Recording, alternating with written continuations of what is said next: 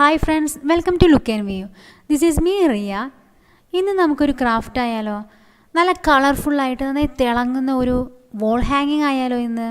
കുറേ ബട്ടർഫ്ലൈസും കുറച്ച് ഫ്ലവേഴ്സും ഉള്ള ഒരു വോൾ ഹാങ്ങിങ് ആണ് ഇന്ന് ഞാൻ നിങ്ങൾക്കായി പരിചയപ്പെടുത്തുന്നത്. അതിനായി എന്തെല്ലാം മെറ്റീരിയൽസ് നമുക്ക് വേണമെന്ന് നോക്കാം. ഇവിടെ ഞാൻ കുറച്ച് ഫോം പേപ്പേഴ്സാണ് എടുത്തിരിക്കുന്നത്. അത് ഡിഫറെൻറ്റ് കളേഴ്സിൽ എടുത്തിട്ടുണ്ട്. ഇതിൽ പർപ്പിൾ കളർ ഞാൻ യൂസ് ചെയ്യുന്നത് ഫ്ലവേഴ്സ് ഉണ്ടാക്കാൻ വേണ്ടിയിട്ടും പിന്നെ ബാക്കിയെല്ലാം ബട്ടർഫ്ലൈസിന് ഉണ്ടാക്കാൻ വേണ്ടിയിട്ടുമാണ്. പിന്നെ നമുക്ക് സിസേഴ്സ് വേണം, ഫെവിക്കോൾ വേണം, ത്രെഡ് നമുക്ക് ഇഷ്ടമുള്ള കളർ എടുക്കാം, പിന്നെ പെൻസിൽ വേണം, പിന്നെ കുറച്ച് ചാർട്ട് പേപ്പേഴ്സ് വേണം, പിന്നെ കവർ ചെയ്യാനൊരു പേപ്പർ വേണം, അത് കുറച്ച് ഭംഗിയുള്ള പേപ്പർ വേണം, പിന്നെ നമുക്ക് ഡെക്കറേഷന് വേണ്ടിയിട്ട് വേണമെങ്കിൽ ബീഡ്സ് യൂസ് ചെയ്യാം. ഇത്രയാണ് നമുക്ക് ആവശ്യമുള്ള കാര്യങ്ങൾ. പിന്നെ നമുക്ക് വേണ്ടത് ഒരു ബലമുള്ള കാർഡ്ബോർഡ് പീസാണ്. ഞാനിവിടെ എടുത്തിരിക്കുന്ന ഫോം പേപ്പറിന് രണ്ട് ഭാഗമുണ്ട്. ഒരു ഭാഗത്താണ് ഗ്ലിറ്റേഴ്സ് ഉള്ളത്, മറ്റേ ഭാഗം പ്ലെയിൻ ആണ്.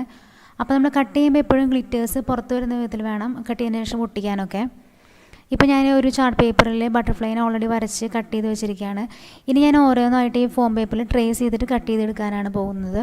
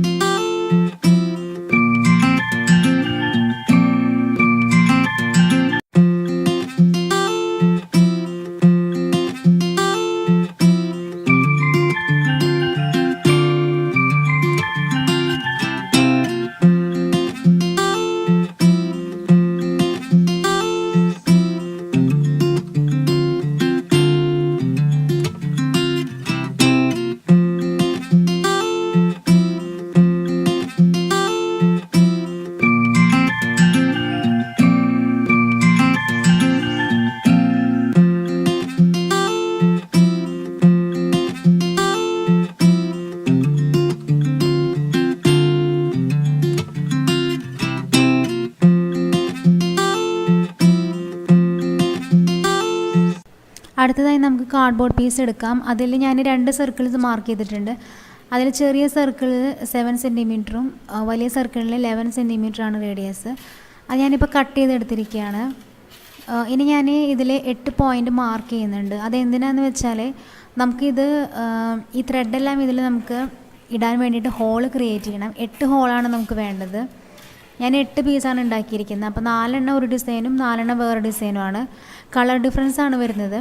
അപ്പോൾ ഇത് നമ്മൾ ആൾട്ടർനേറ്റീവായിട്ട് ഓരോ ഹോൾസിലും ഇടുകയാണ് ചെയ്യുന്നത്. അപ്പോൾ അതിനുള്ള ഹോൾസ് ഞാൻ കറക്റ്റാണോ നോക്കുകയാണ്.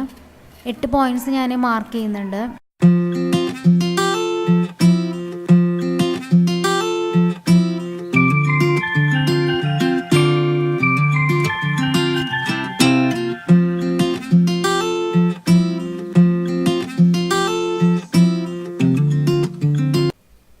അടുത്തതായി നമുക്ക് ഈ കാർഡ്ബോർഡ് പീസ് നമുക്ക് കവർ ചെയ്തെടുക്കാം. ഗോൾഡൻ പേപ്പർ യൂസ് ചെയ്തിട്ട് നമ്മളിത് കവർ ചെയ്തെടുക്കാൻ പോവാണ്.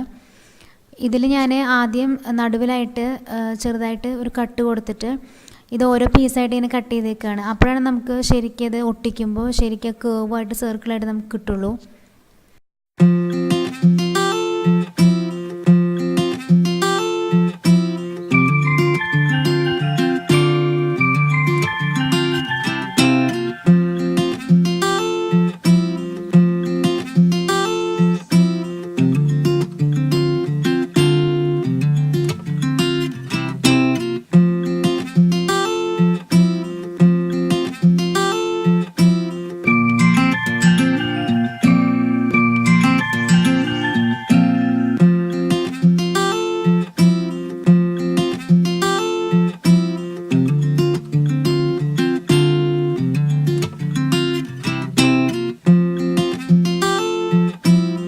നമ്മളിത് കവർ ചെയ്തെടുത്തിട്ടുണ്ട്. ഇനി നമുക്ക് ഇതിലോട്ട് ഹോൾ ഇടാം. 8 പോയിന്റിൽ നമുക്ക് ഹോൾ ഇടണം. അത് ഏതെങ്കിലും കമ്പി യൂസ് ചെയ്തിട്ട് നമുക്ക് ഹോൾ ഇടാം.